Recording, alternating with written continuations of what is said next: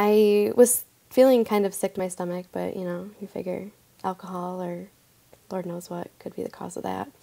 And so I was pretty much in a party mood. It's my junior year of college and ready to get going, you know, so I was pretty much ready to have some fun. I had been sick and not keeping food down for the whole week before I went to urgent care, pretty much from the start I moved in until week of classes. And then I decided, you know what, my insurance covers it. I might as well go to urgent care. It's quicker than getting an appointment with my doctor. You know, something's wrong, and if something's not wrong, you know, it's worth just finding out. And the doctor walked in, and he said, well, congratulations. And I said, oh, congratulations for what? I'm like, what are you talking about? And he goes, well, your urine says that you're pregnant. And I was like, oh, okay. And I just didn't really say anything for a long time. And he just kind of let me think for a while before he started talking details. So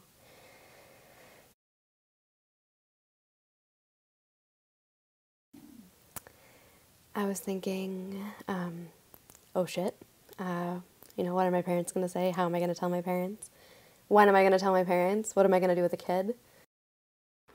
My pregnancy was hell. First I had hyperemesis gravidarum. I don't really know how to say it that well. Basically means that my body couldn't tolerate food when I was pregnant. I lost 40 pounds, I believe, before I started finally gaining it back. And the other problem I had was that she was sitting on my something vena cava nerve. I'm not really sure what it's called. And whenever she would shift, I would pass out.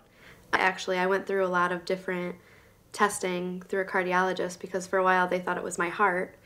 Because another problem I had with the pregnancy is that my blood pressure was too low.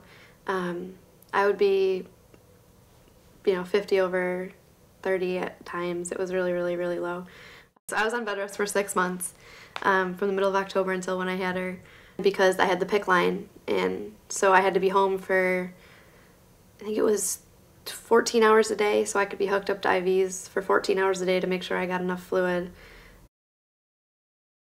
You just sit there and you think about the what ifs. Like when, I mean, I would find myself sitting there and thinking, well, what if I didn't get pregnant? What would I be doing right now? Or what if I wasn't sick? What would my pregnancy be like? Or, you know, I don't know. What if I had never met Tommy? And like looking back now, it's like I can't imagine not having Peyton. You know what I mean? But back then it was like I didn't actually have anything to show for being so sick. And it was just kind of like, oh my God, when is this going to end? When is this going to be over? I'm sick of this. And then you look and you still have 4 months left or 5 months left and you're ready to be done. The first time I held Peyton, I did cry. I didn't think I would. I swore I wouldn't cry because I never cry. But I cried and it was like, oh my God, like this is a baby. Like this is my baby. You know, I'm holding her and like, oh my God, there's a freaking baby. Like, holy crap. Like, what did I do? While being a mom, you sacrifice a lot of things, but then being a single mom, you sacrifice even more. But then being a young single mom, you sacrifice, like, everything. I rarely go out. I mean, maybe once a month, you know, if I'm lucky. That Saturday night comes along and I could go. You know, my mom would watch Peyton, but I think, you know, I'd rather just stay in and cuddle or, you know, stay in and play with some toys. When the time comes to go and do what I would have done before, I just don't feel like doing it usually. It's gonna sound weird, but money. Like, I used to be able to buy what I wanted, when I wanted to, and now I'm buying diapers, formula, baby toys, you know, baby food. Now we're into the whole baby food, you know, oatmeal, bran wheat, whatever, all sorts of funky baby food and stuff. And so I don't get to buy new clothes, you know. I don't get to buy the tablet that I wanted. And it's weird because I would rather get her a toy than get myself a shirt.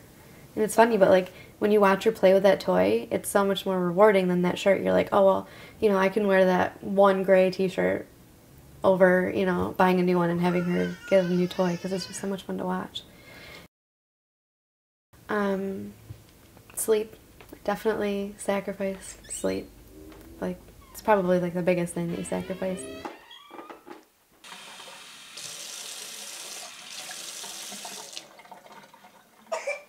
She was up at 2 to get a bottle, and then she was up again at 5 to get a bottle. Basically, she cries, I get up, make a bottle, bring her back to my room, hold her, feed her, then put her back either in her crib or her swing, whichever one she's feeling. And then I do the same thing again at 5. But then in between the 2 and the 5 o'clock, usually she'll cry a little bit just because she wants a pacifier. So it's like you never get more than an hour of uninterrupted sleep. So yeah, sucks. I have to have that book read by Thursday. And then I'm also responding to emails trying to make sure I can graduate in May, which I can. Just got news. I'm officially graduating in May. And I'm getting 20 free issues of Family Fun magazine because I got a free code. I just want a little. You want the kid? I want. Not at 4 in the morning, you don't. Trust me. I want them like this. Happy, calm, with a ribbon on the face. Yeah. Thinking about what could have happened if I had never gotten pregnant and stuff makes me almost disgusted. I mean, I do wish I had waited, and I do wish that I was married and I, was settled down in my own house and everything like that. But at the same time, I mean, I can wish it all I want. It's never going to happen. But I used to revolve my life around partying, drinking, and now it's more of just like I have my life revolved around another little life, and something constructive and not destructive. She's made me do something with my life, per se. I mean, I have plans to attend law school after she's older, and I think, Lord knows what I would have done, what my plans would have been. I just feel like I have reason to achieve more now that she's around. I have something that means something, so I need to do something about it. Now the good part, ready? Bye-bye, little birds, bye-bye, little birds, bye-bye, little birds. It's time to get a stamp and go home, boom, boom. You ready to go get a stamp? Let's go stamp out those shows. Yeah, okay, let's go. She thinks. Yeah, she's like, maybe. You ready? Yeah.